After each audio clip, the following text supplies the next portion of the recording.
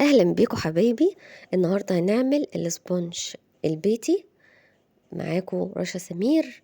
يلا بينا هنعمل اسبونج بيتي ناجح معاكي من اول مرة ان شاء الله. يلا معانا نشوف المقادير.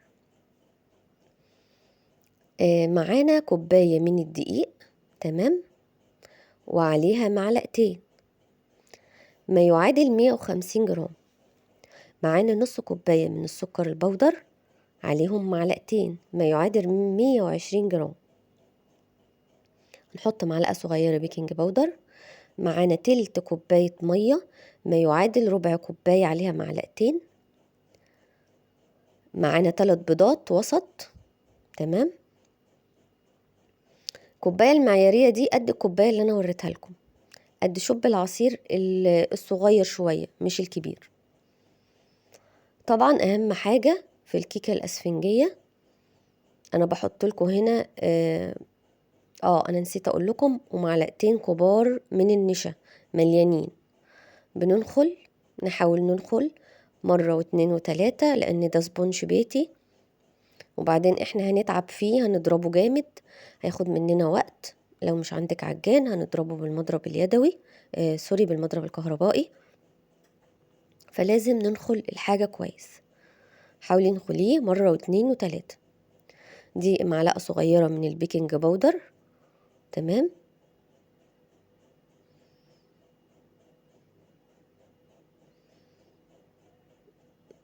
زي ما انتوا شايفين انا هحاول انخله على قد ما اقدر لضمان نجاح الاسبونج.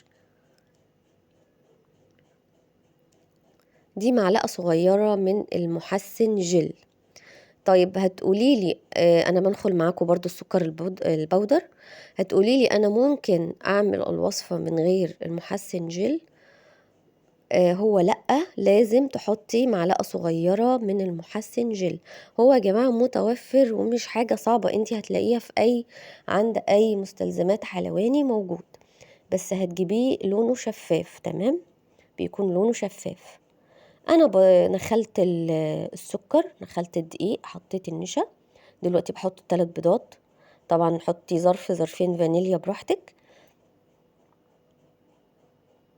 عشان بس ريحة البيض.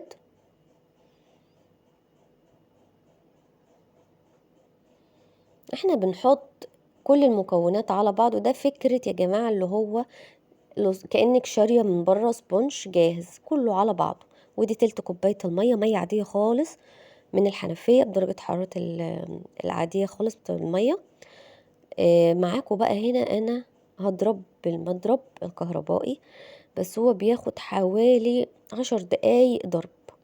لازم يبقى فومي خالص كده، داخل فيه هوا على قد ما نقدر. فهنضرب شوية ونريح، نضرب شوية ونريح. والمفروض ان انا حطيت برضو معلقة كبيرة من الخل، مش عارفة ظهرت في الفيديو ولا لا. بنبدأ نضرب الأول على الهادي، ونبدأ نزود السرعة على أساس بس السكر يدوب معانا في الأول. طبعا السكر بودر يا جماعة، سكر بودرة. إن شاء الله لو انتي ما بينجحش معاكي السبونج، نفسك تعملي كيكة لتورتة مش بتعرفي، صدقيني الوصفة بتاعتنا النهاردة مقاديرها مظبوطة جدا. ان شاء الله تطلع معاكي من اول مرة ناجحة. بس انتي امشي على الخطوات زي ما احنا عملنا، والمقادير المظبوطة بتاعتنا. شايفين بدأ يعلى معانا. زي ما قلت لكم 10 دقايق، مش اقل من 10 دقايق ضرب، تمام.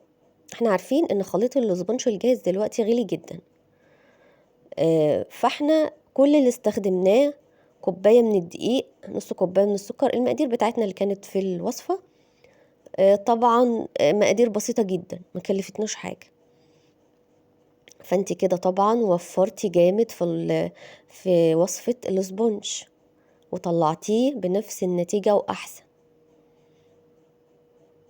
ما تستعجليش في الضرب، لازم لما يطلع من المضرب كده ما ينزلش منك، يفضل ثابت فوق، معناه ان هو جاهز. بس طبعا خلي بالك من المضرب، ريحيه دقيقة كده على اساس يبرد، بس الموتور بتاعك ما يسخنش. ترجعي تكملي دار. طبعا عندك العجان طبعا كويس جدا في الوصفة بتاعة السبونج. شايفين انا خلاص كده، شايفين الخليط ما بينزلش من المضرب، ده معناه ان هو خلاص جهز.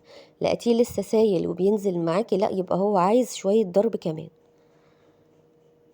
انا معايا بقى صينية، دي صينية الاسبونج بس هي عالية شوية، هي دي بصراحة اللي لقيتها المفروض تبقى اوطى شوية، بس هي طبعا بنجيبها، نحاول نجيبها عالية. انا جايباها ألمونيوم، حطيت فيها الورق، دي مقاس 18. الخليط ده ياخد معاكي من اول 14 16 18. تمام. يتحط في صواني المقاسات اللي قلت لكم عليها. الصينيه اللي قدامكم دي مقاس 18. طبعا نكون مسخنين الفرن قبلها. تمام. هنحطها على 160 درجة حرارة، نحاول نخليها وسط. نكون الأول لازم مسخنين الفرن. بتتحط يا جماعة 40 دقيقة، هي سواها مش أقل من 40 دقيقة.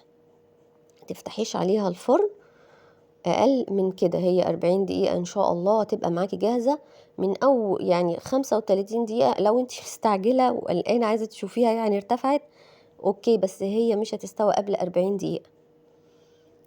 لأن طبعا احنا مش عاملينها في صاج، الصاج بيبقى الحواف بتاعته صغيرة والحرارة كلها داخلاله، فبتبقى بيستوى بسرعة. لكن معانا الصواني العالية دي لا، هي حابسة الحرارة وبتطلع على مهلها زي ما قلت لكم في الرف الأوسط، درجة حرارة 160 180، ما تعليش عن كده لمدة 40 دقيقة. بتعملي ايه بقى عشان ما تهبطش معاكي؟ هتقفلي الفرن. تمام. هتقفليه لمدة 10 دقايق، ما تفتحيش عليها. تمام. على أساس تهدى، أول ما تخرجيها ما تاخدش صدمة وتنزل معاكي. هي معانا ما شاء الله حجمها من 12 ل 10 12 سنتي، ما شاء الله حلوة جدا.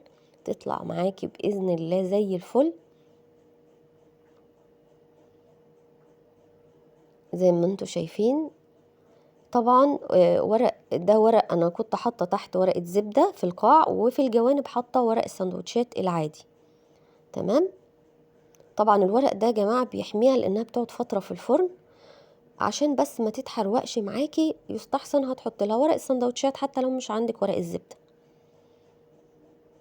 شايفين ما شاء الله ارتفاعها، ما شاء الله. شايفين انتوا بقى الفقاعات اللي شبه اللي بتبقى في الاسفنجة ده نجاح الكيك. اعرفي ان هو ناجح. الفقاعات اللي موجودة في الكيك قد ايه ما اقولكوش، كانت هشة وجميلة جدا. وان شاء الله هعمل معاكم فيديو تاني انا هزينها. انا كنت عاملاها لابني الصغير اللي في الكيجي، بمناسبة انه دخل الكيجي عاملاها له. شايفين قد ايه هي مسمية وجميلة ومرتفعة. أسيبكم في حفظ الله وأمنه. مع السلامة.